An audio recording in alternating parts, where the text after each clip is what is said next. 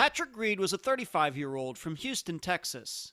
He had 3 siblings, but as an adult was known to go off for months on his own. Sometime during late 1998, he and another man allegedly took a trip to Florida. The other man came back. Patrick did not. He was never seen again. I'm Ed Densel, and this is Unfound.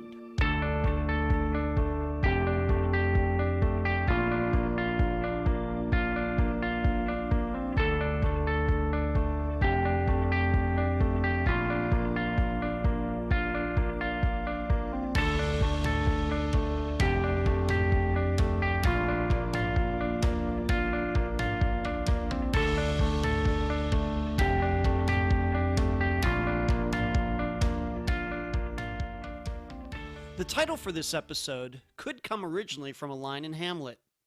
Something is rotten in the state of Denmark. Through the years, the saying has been generalized to its current form, to mean something that doesn't seem right, although there is no factual information to base the belief on. And it's the kind of feeling we often get with disappearance cases. We don't believe what some of the witnesses are saying. We don't believe their alibis. We don't buy into their convenient stories, and we certainly won't be fooled by them pointing their fingers at others. Yet we can't understand why we feel the way we do. Some people might call it a sixth sense. No, not the one from the movie. Some people might just rely on the odds and probabilities of the situation. Others will think of their own experiences from their lives to come to their conclusions. But whatever path people will take, they often think, well, the title of this episode. The problem? Just because we suspect something doesn't make it true, and surely won't get anybody convicted. Still, our intuition is often a good place to start when trying to firm up or discredit persons of interest's tales. Well, in the disappearance of Patrick Reed, I think you all will be experiencing what I've just talked about. People say Patrick and another man went to Florida. Yet there is something that just doesn't seem right. The problem? Patrick did have a history of going off for months at a time. And possibly this time, he just decided to not come back. And something shouldn't smell fishy at all. And now a summary of the case. You will not find this disappearance on the Charlie Project or NamUs.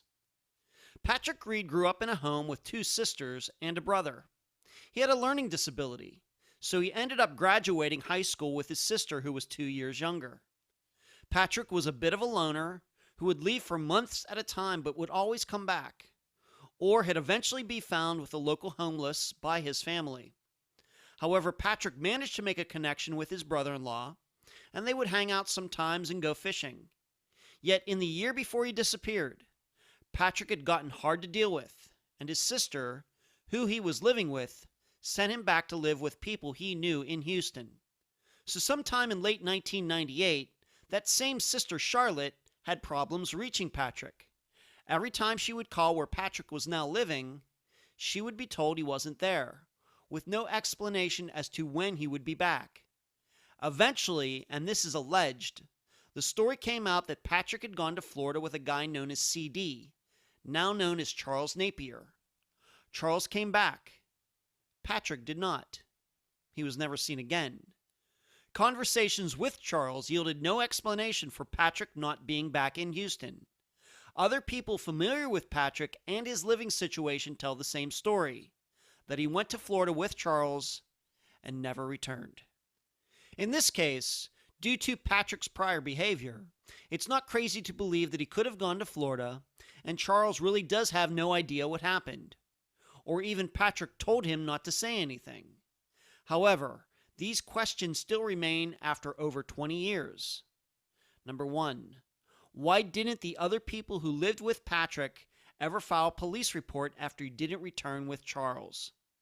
Number 2. Why didn't the people who lived with Patrick tell Charlotte that he went to Florida when she called over the rest of 1998 and into 1999? And number 3. What are we to make of a news story that says Patrick actually went to Tennessee and not Florida? Patrick's family realizes he had the tendency to go off by himself for long periods of time. But in this situation, they believe something happened to him and foul play could be involved. The guest for this episode is Patrick's sister, Charlotte Reed. Unfound News. Did you watch the live show a couple days ago? Did you notice the new lighting? Just a couple LED lights off camera makes all the difference. I should have gotten them a long time ago. I'm glad my assistants told me it was time for an upgrade. Next, newsletter, next week. Please be looking for it. If you do not believe you are on the list, contact me privately, and I will make sure you get on it. And finally, like last week, I want to draw your attention to all the new videos being uploaded to the new Unfound podcast channel on YouTube. Also notice the little watermark down in the bottom right-hand corner. Such a nice touch. Thank you, Natasha. Where you can find Unfound. Unfound supports accounts on Podomatic, iTunes, Stitcher, Instagram, Twitter, Spotify, and Facebook. On Wednesday nights at 9 p.m. Eastern, please join us on the Unfound podcast channel on YouTube for the Unfound Live Show. All of you can talk with me, and I can answer your questions. Contribute to Unfound at patreon.com/Unfound Podcast. This week, I need to thank Christine. You can also contribute at PayPal, unfoundpodcast@gmail.com. That is also the email address. Merchandise, the books at Amazon.com in both ebook and print form. Do not forget the reviews. Shirts at unfound-podcast.myshopify.com. Cards at makeplayingcards.com/sell/unfound podcast. And please mention Unfound at all true crime websites and forums. Thank you. I'm so happy to have on this episode of Unfound the sister of Patrick Reed, Charlotte Reed. Charlotte, welcome to Unfound. Thank you. Let's start here. You are Patrick's sister. Are you his older sister or younger sister? His younger sister. Okay. Yeah. And how many brothers and sisters do you two have? Just you two or more than that? No, we have another little sister. She's 2 years younger than me, Cynthia. And then we have our baby brother who is about 13 years younger than me, and his name is Charles Reed. Okay, so there was four of you. Okay, and where does Patrick in age fall in all of that? He's 2 years older than me. Oh, okay. So all of us, the first three of us, was 2 years apart, and then 13 years later, the baby came. Wow. Okay. Okay. Yeah. Okay. And how would you say growing up your relationship with Patrick? How did you two get along? You know, what was the Reed home like? We always got along great. Did you? We always got along great. Yeah. He was a little slow, so we were actually in the same grade most of our elementary, through school actually, through elementary and junior high. So you know, we were always doing stuff together, and we got along great. Okay. What was Patrick into? You said he was slow. Do you mean maybe we should just mentally slow? Is that what you mean? Yeah, mentally slow. Okay. Well, what was he into? You know, being that you were in the same grade, I mean, did he still play sports? Was he into, what else was he into? He did play sports a little bit. He really didn't make too many friends whenever he was young. He just kind of hang out with us girls and our friends and whatever we were doing. And it may be, you know, we did slot cars, and so he was into cars and music. He played drums on anything he could get a hold of. Yeah, you know, he was a lot of fun. Okay. And so you two were in the same grade, and so you went, even though he was 2 years older than you, and you What would you say about his personality? Was he? You said he didn't have a lot of friends, but was he still friendly guy or kind of quiet? What was he like? Yeah, he was a friendly guy. You know, I mean, he would talk with anyone, but he just never really made too many, you know, connections with people, I think. I mean, he did when he got older, he did, but as a kid, he didn't.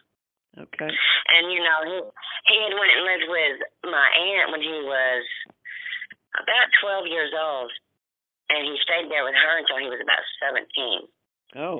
And then when he came, yeah, we always were told that it was because of his being bad in school.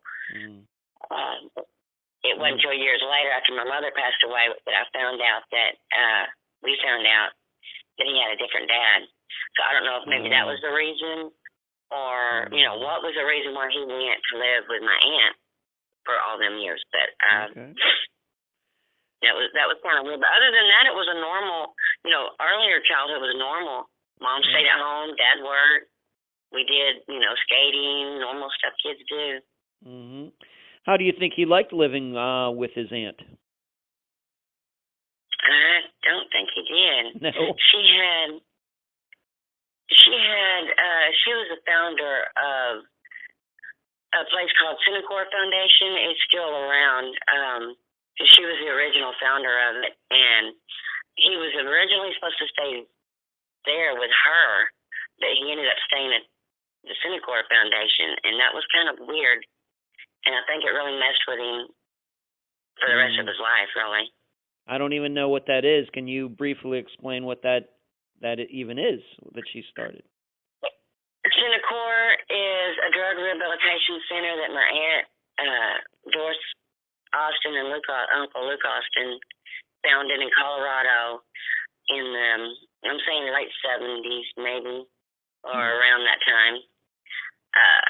And it was basically a huge building that had rooms where people that were rehabbing went, and they lived there and they worked there, and it was a really neat place. I mean, it helped a lot of people. And my aunt and uncle had a house separate from that where they lived.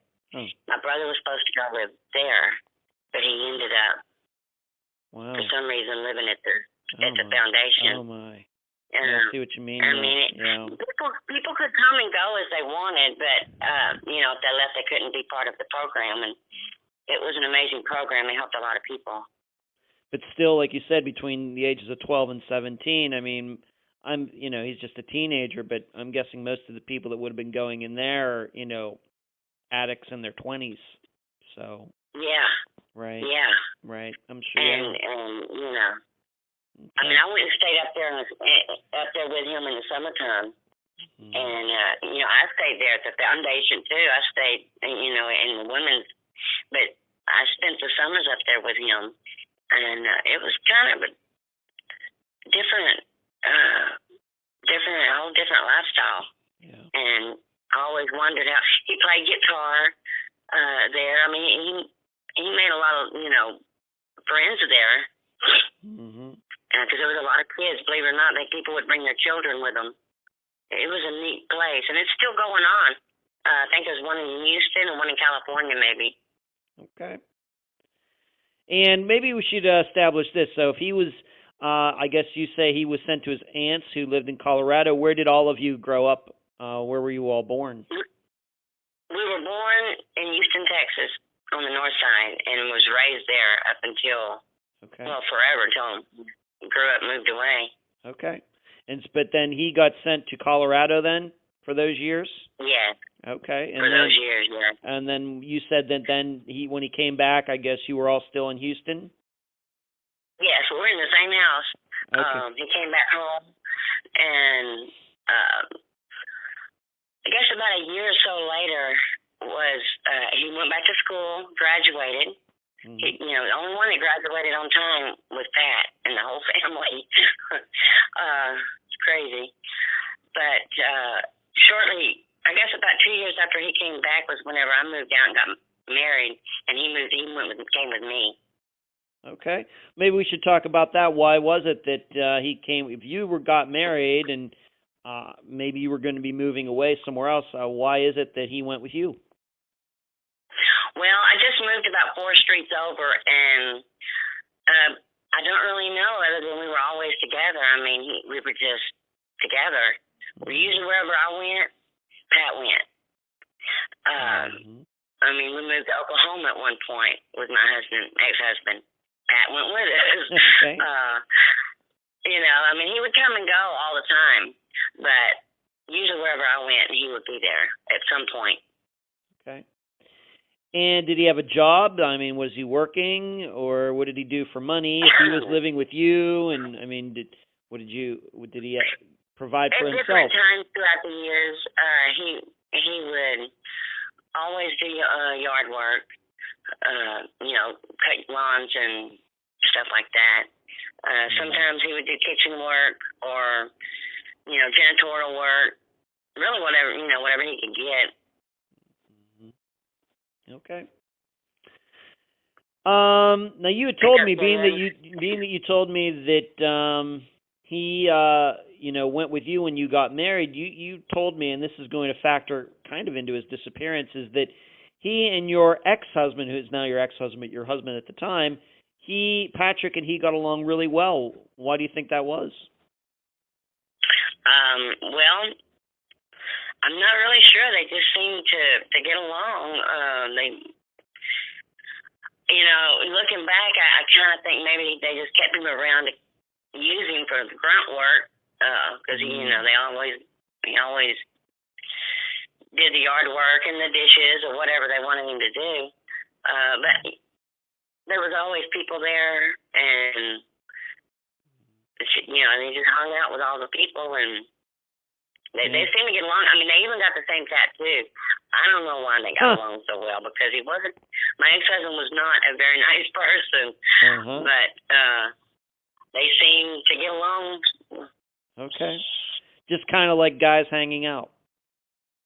Yeah. Like maybe go fishing stuff, together. like go fishing, stuff like that. Okay. And hunting, and just okay. guy stuff. Okay.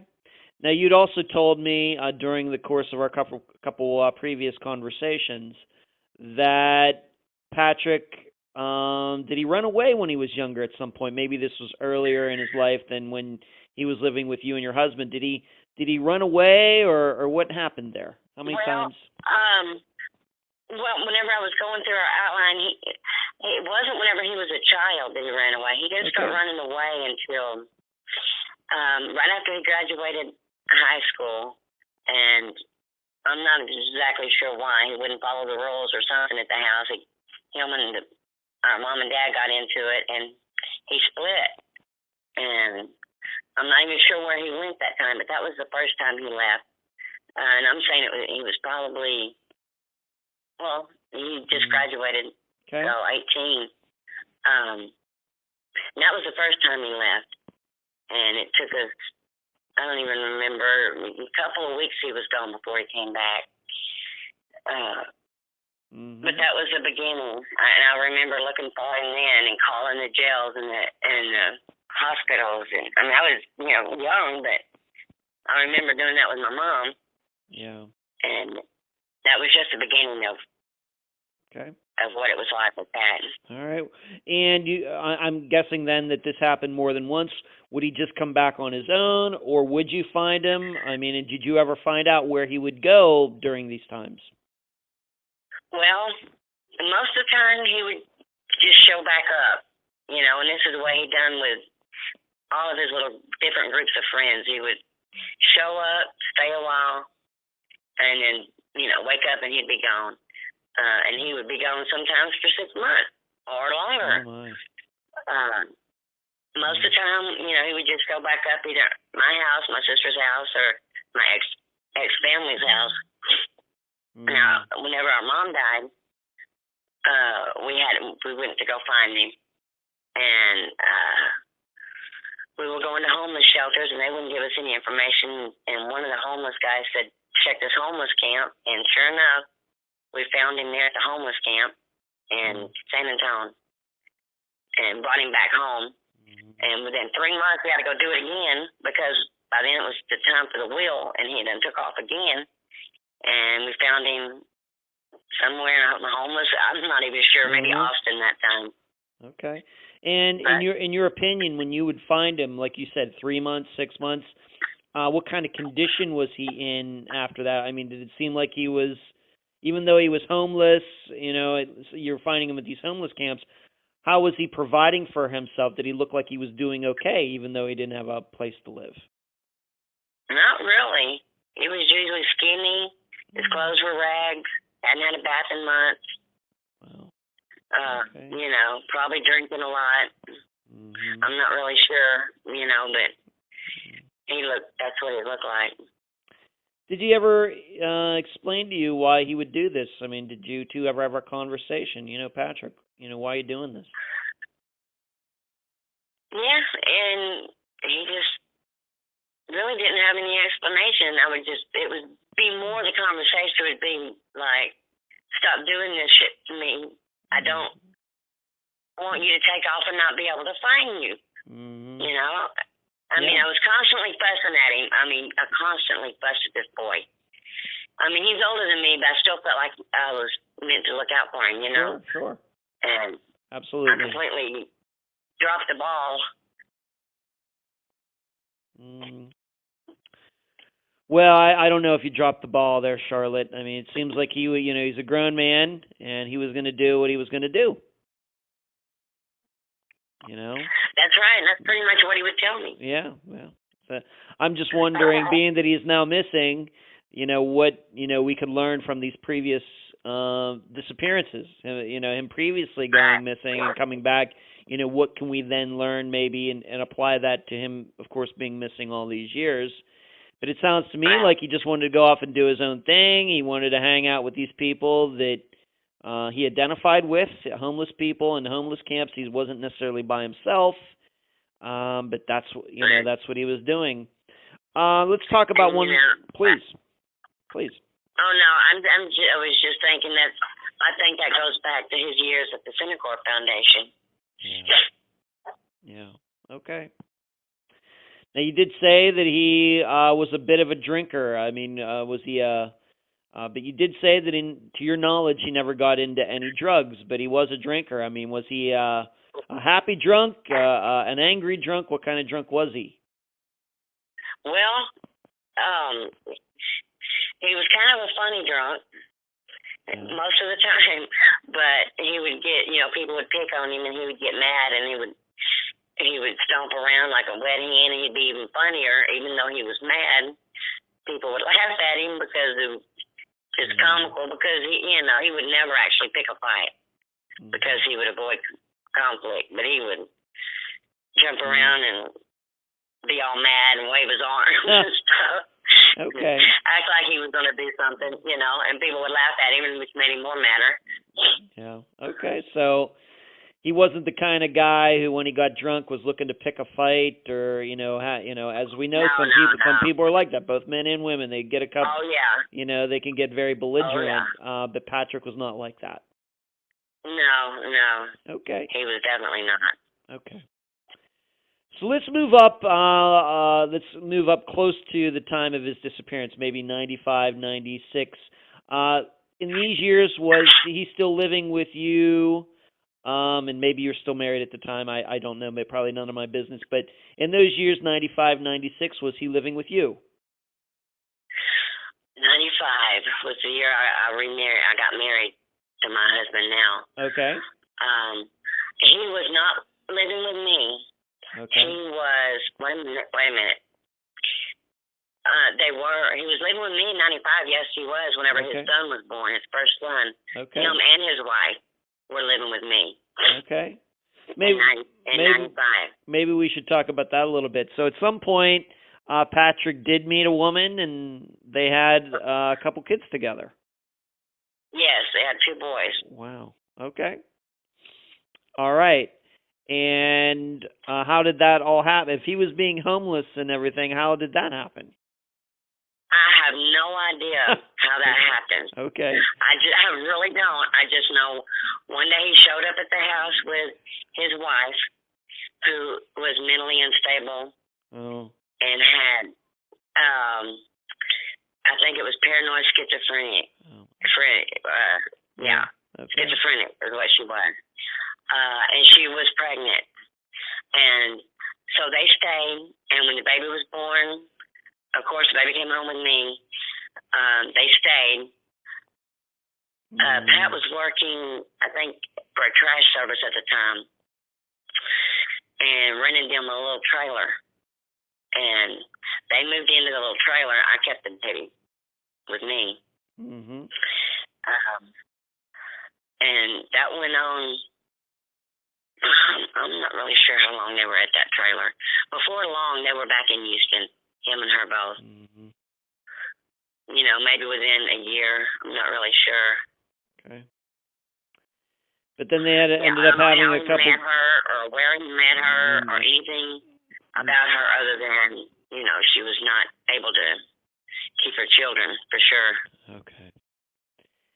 But at some point, even though he was with her, he ended up, you know, and had a couple kids. He ended up moving in with you. Did their marriage break down or something? Did something happen?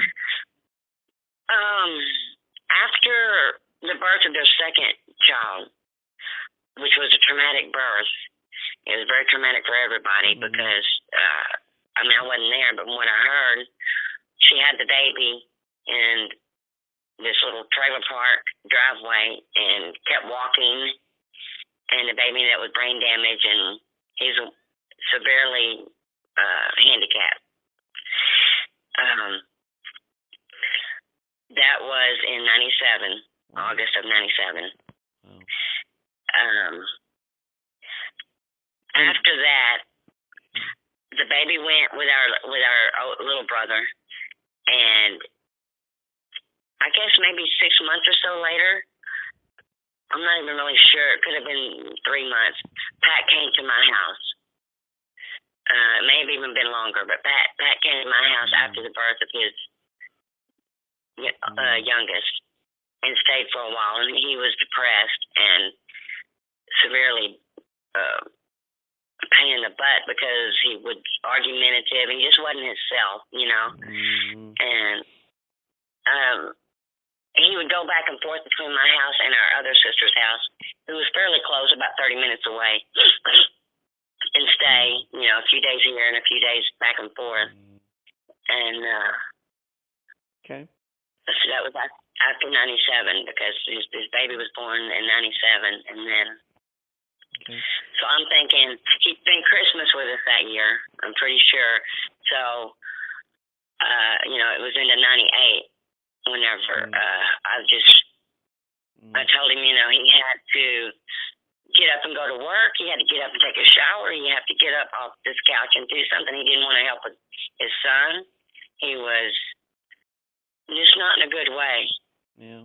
And How old, if I can ask, how old was Patrick at this time? Late 97, early 98. How old was he then? Let's see, he was born in 62, 17, 18, 19. About 35, 22. 36 years old. Yeah. Okay, 35 years old. All right, so he's 35. He's having his problems. He has these two kids. One of them was born with some severe traumatic injuries. Right, okay. And he's not with his wife anymore. He's living with you and your new husband. And but he's saying he's being a pain in the butt, being argumentative. I guess he was drinking as well. He wasn't drinking, and that might have been part of the problem, because my husband don't drink, I don't drink, and we just, you know, we had kids. We're not, you know, that wasn't going to be going on. Okay. Maybe that was why he was so argumentative. But, you know, I should have been more compassionate about the depression he was going through, because he wasn't being himself. But, you know, I just had much going on with his son raising and my boys and trying to work. Yeah. That I just told him, you know, if you're not going to work, you need to go hang out with the bums in Houston, because I can't afford you. Right.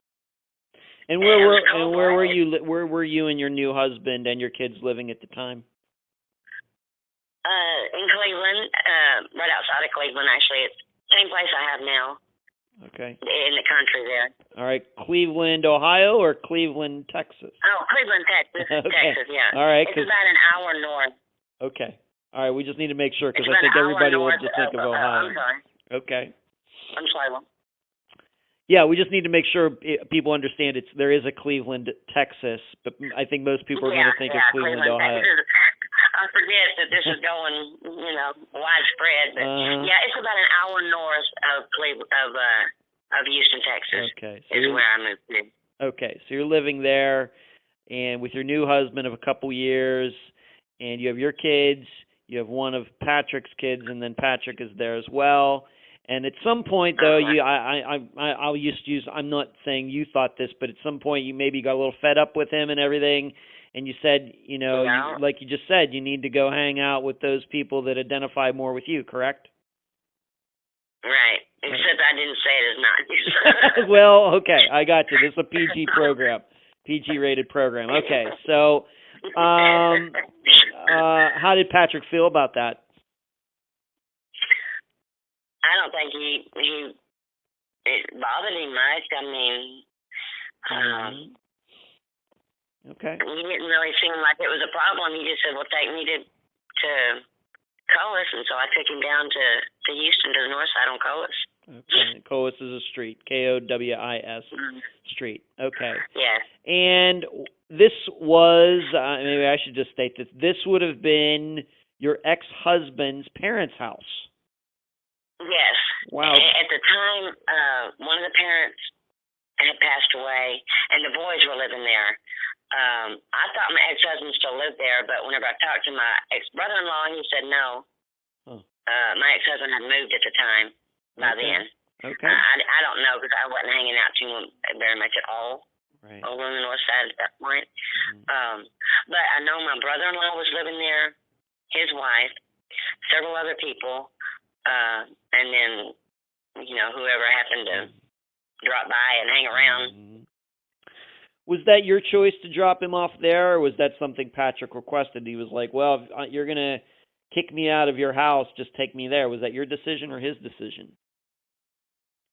Well, I always knew I was going to take him to the north side because that's where the only his friends that I knew, lived. Part of them being my ex-family. And I asked him, where do you want me to take you? And he said, just take me to Timmy's. Okay. All right, and that's when you did. And I know it's been over 20 years now, but can you even guess the approximate date of when you did this? January of '98 sometime, would you say?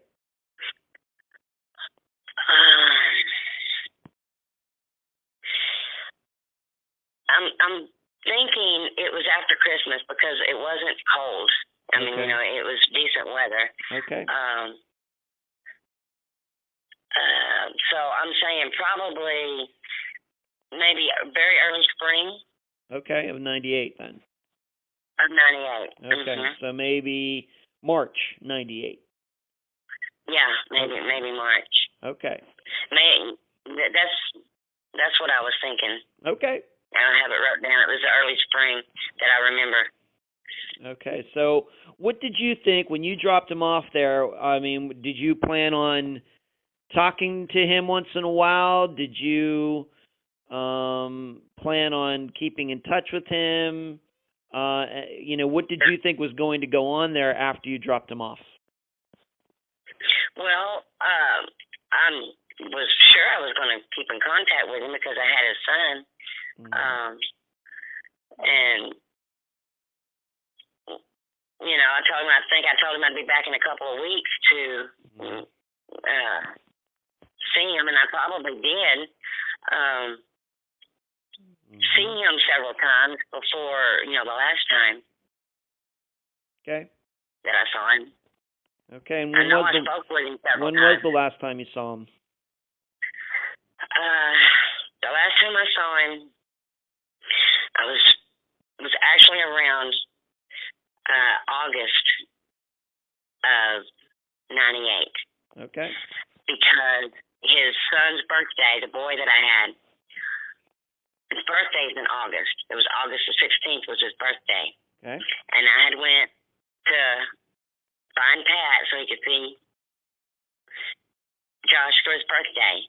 I hadn't spoken with Pat for a little while. I can't remember exactly how long at that point because he was not wanting to talk to me on the phone or anything much. And I found him at a bar at the end of Coa Street and took him to the park so I could spend a little time with his son. Mm-hmm. And he was drunk, very drunk. And I made him sign a paper saying that I had the right to do medical, for his son, power of attorney type, handwritten piece of paper. And I have that paper, but it's in my file at the house in the country. But I know it was around Josh's birthday, so middle of August, 1998 was the last time I saw him. And when I dropped him off at the 1825 Colas Street. Okay. Fussed at him. I was always fussing, to get his act together and be a dad because I wasn't planning on raising another child, and I told him that. Yeah. I've raised many more since then too, but I wasn't planning on that at the time. Right. And so that was the last time you saw him. When was the last time you spoke to him? That was the last time I spoke with him. Okay. So would you say that there were times after that where you maybe tried to call over to that house and he wasn't there, or how do you remember it? Yeah. I remember calling. And like I said, even before that last time I seen him, he wouldn't hardly talk to me on the phone. He would get on the phone and just really not say anything and have to go. Okay. And afterwards, he was either never there, and then my brother-in-law told me that he had took off to Florida and wasn't there anymore. Huh. Did they ever give you, when you would call, and once again, I realize this is over 20 years ago, but just to give him the general idea, when you would call and he says, well, he's not there, where would they say he would be? They wouldn't. Nobody ever knew where Pat was at. He's just not here. Okay. It was like, a puff of smoke is what my brother-in-law said, and he was. Pat was like a puff of smoke. He would be there 1 minute and gone the next. Okay.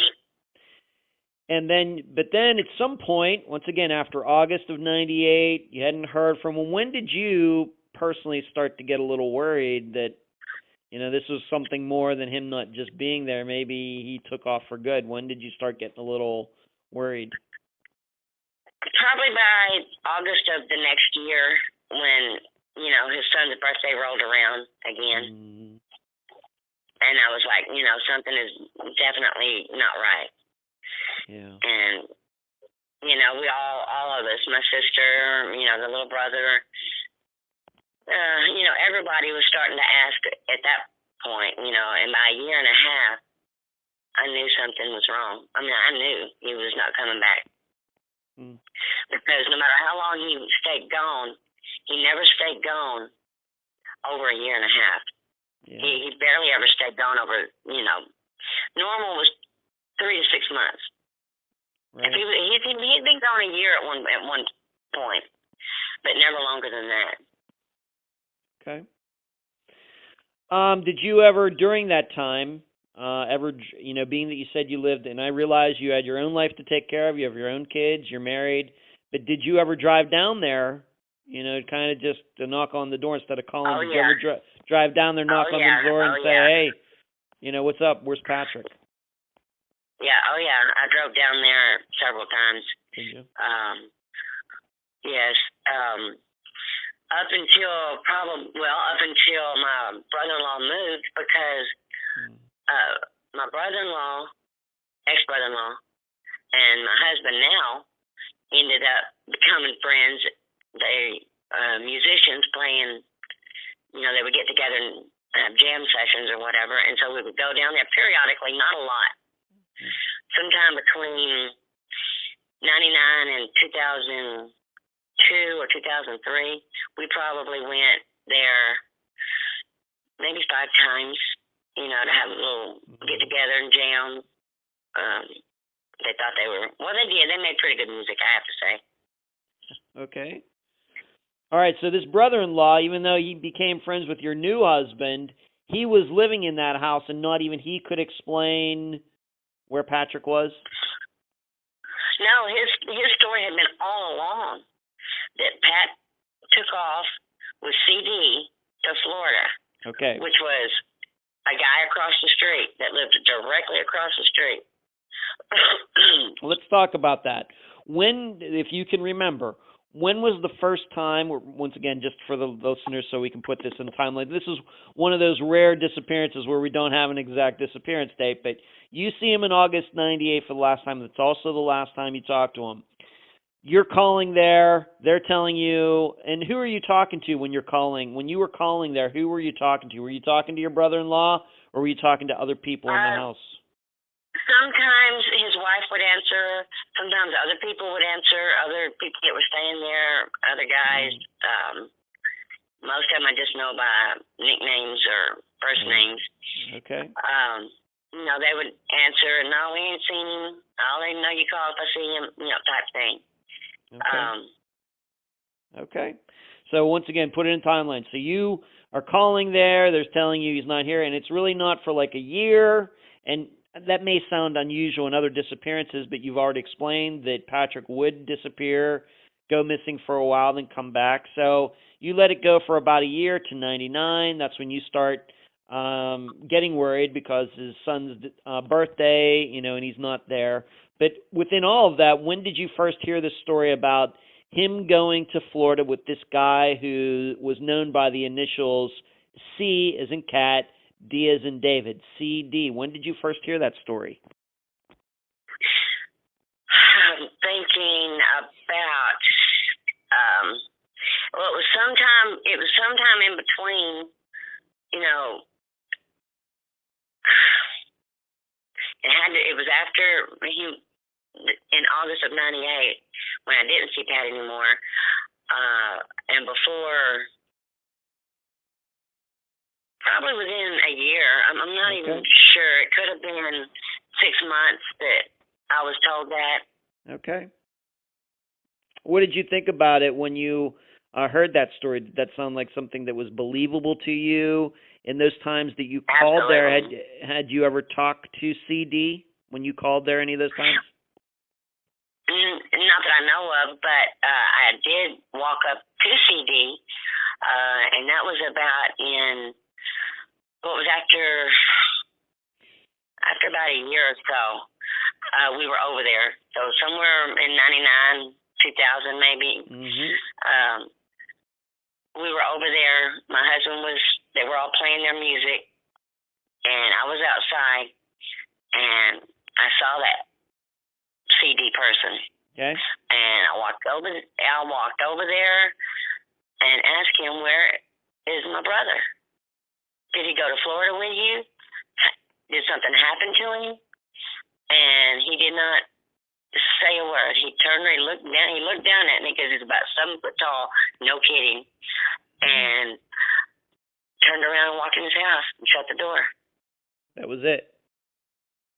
That was it. And that was the only time I'd ever seen him. I'd never seen him again. Wow. Okay. Had you ever, and maybe we should establish this, CD's real name is Charles Napier, Napier. And had you ever even heard of him before Patrick went missing? Had you anybody ever even mentioned him before? Not by that name. Now, I had heard of a guy named Lurch. I heard the name through the neighborhood. I didn't put 2 and 2 together until years and years later. Okay. But I never met him, ever. Okay. Until that day I walked up to him. Okay, so his nickname was Lurch. I guess that goes back to what you said about him, tall guy. Yes. Okay. And so he just that one time, and the story that you were told by other people, not actually CD himself, but other people, your brother-in-law, is that CD and Patrick went to Florida. I guess CD came back, Patrick didn't. Right. Okay. Did your brother-in-law or anybody else who you might be inclined to believe have any opinion on, on this and why CD doesn't seem to have a good explanation for what happened? Well, not really. He said that could have been, he could have threw him off a river bridge between here and, because they hitchhiked to Florida, supposedly. Mm-hmm. Okay. But then I also got another story from my brother-in-law just recently whenever I called to question him about, exactly how he knew Pat went to Florida, because that's the story I got. I got it from him. Where did he get it from? Mm-hmm. He said, well, I actually have no proof that he went to Florida. I just assumed he did when he didn't go to Tennessee, which was a whole new twist to where Pat might have been, because I had never heard that he may be in Tennessee. And if I may ask, how this is, you say this is a story that's somewhat recent. How recent is it? Within the last 2 months. Oh, my. Oh, my. Yeah. So in the last 20-some years, nobody ever mentioned the state of Tennessee to you, and then he just pulls that out of nowhere. Yep, that's right. And I asked him, why in hell would you tell me for 20 years that my brother went to Florida if you didn't know he went to Florida? And why haven't I heard about the Tennessee story? Mm-hmm. And what did he say? He said, well, he didn't know that Pat didn't go to Tennessee for a while until the guy that he was supposed to have went with, a guy came by. Pat was supposed to went to Tennessee with him. The guy was going to pick him up the next day or something, and Pat wasn't there, and so the guy left without him.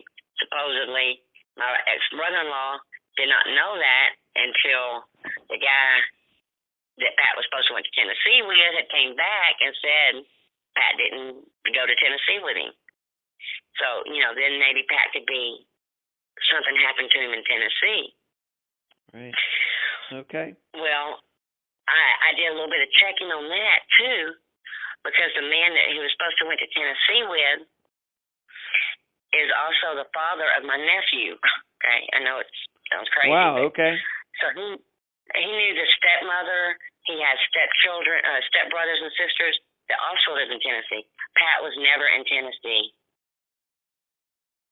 during those years. Okay. All right. So we have a couple. So you thought one story for quite a while that he went to Florida with Lurch, otherwise known as CD, real name Charles Napier, and you tried to talk to him about it. He didn't want to talk to you about it. And then all these years later, then you hear some other story from your brother-in-law, you've been around for the last 20 years. In fact, you've told me that he's in the same band with your husband. So he was seeing you all the time, Yeah. and it's not until recently he brings up Tennessee. Right. Well, they don't do the band anymore, and they haven't in years. Okay. But so we haven't hung out. We've seen them maybe twice in the last 10 years, maybe. But yeah, he was the one that told me for years that Pat went to Florida. And then, as I'm questioning him, as I was preparing for this podcast, I was calling up people and talking to them and questioning them, and I questioned him about how he knew, and he didn't know. He assumed it because he heard CD and Pat talking about going to Florida one day, that they were going to hitchhike to Florida because CD, I guess, had did that before. Okay. And so he said he just assumed it. And, it's just so frustrating. Yeah, I bet. Now, this is, I have to ask you this. Did the police get involved in any way in this disappearance in the last 20-some years? No, they have not. I've never even filed a missing person. Okay. I got to ask you, why has that never been done? Of course, before this interview, of course, we talked about that, and I think you're going to get that done, and we're going to talk about a couple other things. But over the last 20 years, maybe even when you heard he went to Florida and CD came back and he didn't, is there a reason that you never filed a police report? in Houston? Well, there's no good reason. I don't really know why I never filed a police report. Okay. I mean, I knew he was gone. When he didn't come back, I knew he was gone. Mm-hmm. I had no idea, of course, what, when, or where. Yeah. And I just went on with life, and, I did my searches that I could with the Doe Network for years. And, Okay. went through missing persons and did things like that. Okay. But I never went back to Houston to fill out a police report. Okay. And I should have. I should have done it then.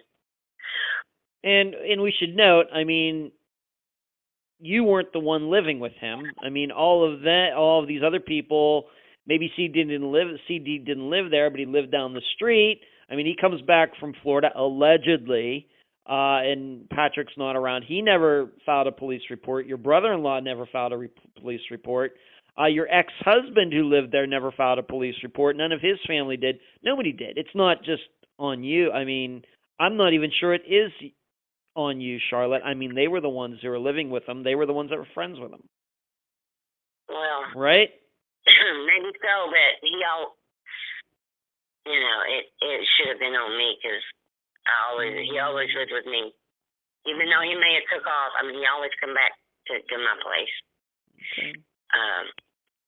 And, there is no good excuse or a good reason why I didn't. I was raising children, working. I didn't go back to Houston a lot. Yeah. I just didn't. That's all right. I'm not trying to guilt you in any way. All right, but I know the listeners probably have at least looked this disappearance up a little bit. They'll of course find it's not on the Charlie Project, it's not on NamUs, and we're going to talk about that in a bit. And they wonder, well, it's very rare for that to be, and maybe now we have some of those answers. But I want you to know that I'm not trying to guilt you in any way. In fact, I'm much more suspicious of them not filing a police report than you not filing a police report. So please understand that. I just wanted to make sure that the people understood that so please understand that. Just the way Pat did and was going all the time, no one really ever suspected anything for so long. Yeah. Right, and you're right. And that certainly does factor into this, that he was a guy who did, as you said, would go away for 3 months at a time, 6 months at a time, maybe even a year. And you just think, well, he's going to come back. So that certainly factors into it as well. Have you ever talked to your ex-husband about any of this? Maybe not now, but back at the time. Did you ever talk? At the time we did. Like I said, he had moved out of that house on Colas, my ex-husband did, and moved up to Plantersville, which is about an hour and a half away from Houston. Somewhere around that time. And I don't know if Pat spent any time up there or not. More likely he did.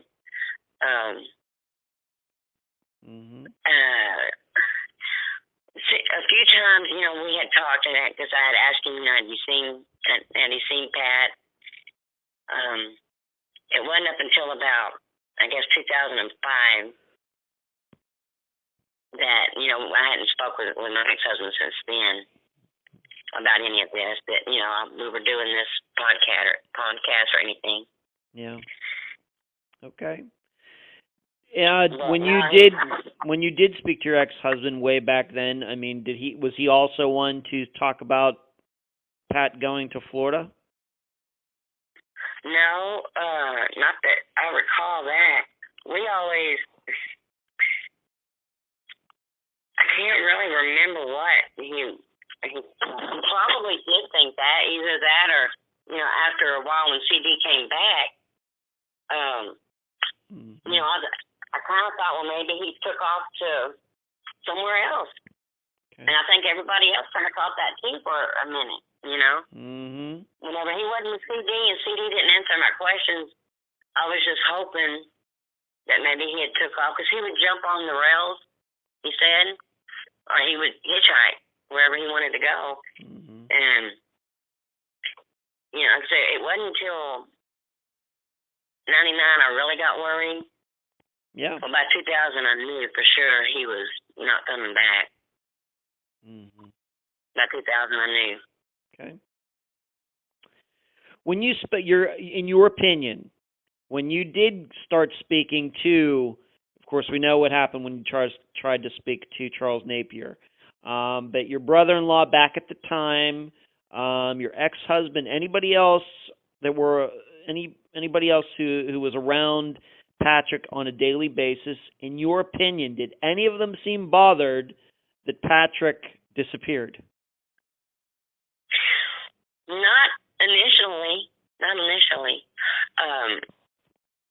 A few other people did. Mickey, my brother-in-law, ex-brother-in-law, Mm-hmm. He seemed concerned. After a while, everyone was kind of. Anytime we would run into somebody, hey, do you want to ever see Pat? Pat ever show up anywhere? That type of thing. But after a few years, even people quit asking about that. Quit asking like that. So they didn't seem that worried about him, not bothered about him. Of course, we know that none of them went to the police to file any police report. And especially CD, being that the story is that he and Patrick went to Florida and only CD came back. He didn't seem bothered by it. In fact, he didn't want to talk to you about it. Is there any proof that CD, once again Charles Napier, ever went to Florida at all? Well, he did have, of course, this is what I was told. He did have a girlfriend or a wife down there. Her name was Dawn Napier. I looked her up on Facebook Mm-hmm. and had messaged her. I don't know if it's the same one or I've messaged so many people because I also found out that Charles Napier has a brother named Chet Napier. I messaged all the Chet Napiers I could find on Facebook, and I haven't received anything back from any of them. The only person that had anything to do with Charles Napier that I was able to contact was Adelis Asa. Right. And I talked with him on Facebook. Okay. He is the stepbrother. Let's see, how did this go? CD's mother is Delis's stepmother. Or was Delis's stepmother. Okay. They lived there with them. I forget exactly what year it was. I got it wrote down here. Him and his wife did. He said, but he doesn't remember the family that lived there, the Cochran family, my ex-family. He doesn't remember any of them because they wasn't there that long. And he also told me that CD, the last he heard, CD had died in prison. Wow.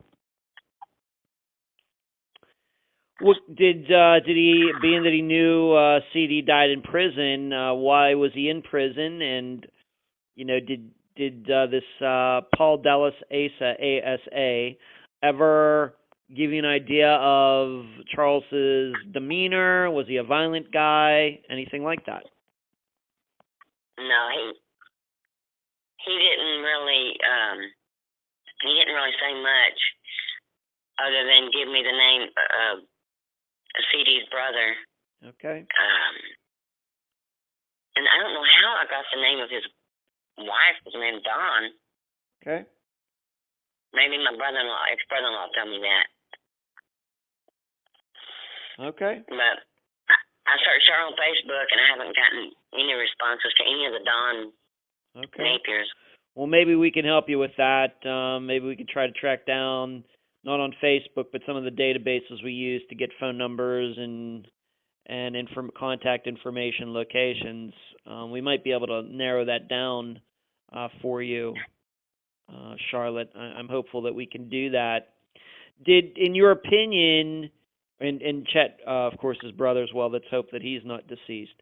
In Paul Delis Ace's opinion, had he ever even heard of your brother, Patrick? Did he even know that he was missing? Anything about any of this No. disappearance at all?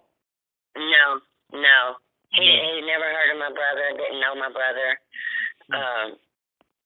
And, you know, he was stepbrothers with CD. But from this, you know, he didn't know too much about CD. Last he heard, he was killed. So it was kind of, I didn't really go into too much of anything else. Okay. All like right. I said, it was through the messenger on the Facebook Messenger. And that was recently? Yes, that was within probably the last month. Okay. And you also tried to call Paul Delasesa too, didn't you? You tried calling him? Yes. Okay. Paul Delasesa. Yeah, and he's not called you back? No, he hasn't. But he has messaged with me through Facebook. Okay. Well, that's good. That's good. At least you have somebody that knew, maybe could give you some more background about CD. And we certainly don't like hearing that he was in jail when he died. And of course, being that he is deceased, you can't question him anymore. Do you have any? I usually don't ask this question, but I'm going to do it anyway. Do you have some suspicions about Patrick's disappearance? Is there anything that leads you to believe that maybe this isn't really the story? And, you know, do you think possibly something happened in that house, or what are you thinking? Well, I don't really know what to think. I never had suspicions of my ex-brother-in-law at all. You know, and that was his place where he was staying. Yeah. I never had any suspicions about any of that until now. Recently, when I've gotten a different story, and even then, I really don't suspect he did anything. My suspicion, my thoughts was that it could have been anything from him getting, you know, overdosed. You know, he didn't do drugs. That didn't mean he didn't start doing drugs. You know, drank too much and walked out in front of a car, or got someone beat him up. I don't know what happened. All these things that I think could have happened. And the way his lifestyle, it could have, anything could have happened. Yeah. Okay. Yeah, I have to admit, you know, what makes me suspicious is that being that CD, the way he acted towards you when you asked, he just didn't want to really say anything. He just walked away. That's not a very good sign. Yeah, you know, that made me suspicious too. But I mean, he didn't know me, and I didn't know him, and I was acting a little crazy because he was just looking at me and not answering my questions. Well, how would he expect you to act? I mean, loud. act. That's how you should act. You know. Yeah. You're concerned about your brother. Yeah. Okay. So we have this disappearance. I'm not sure of even a disappearance date. We have this story about him going to Florida. We don't have a police report, but the listeners should know I've talked to Charlotte about that. You know that she needs to get that done because then that can make NamUs happen, and then maybe we can get this stuff moving. Did you even know about? Have you heard of NamUs before, Charlotte? Were you aware that? I had heard of. Please. Yes, I had heard of NamUs. A couple of years ago,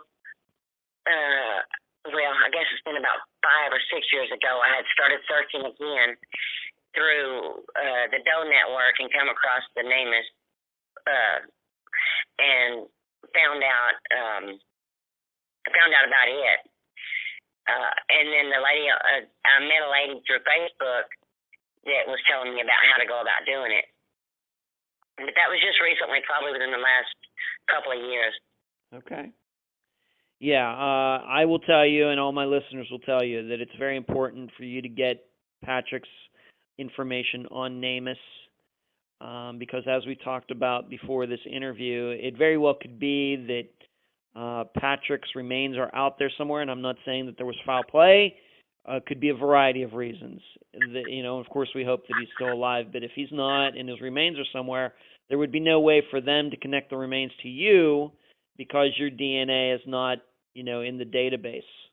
So, and NamUs can certainly make that happen. And I think that's probably one of the most important things that, you should have a goal of getting done for 2020 for sure. Absolutely, for sure, yeah. Absolutely.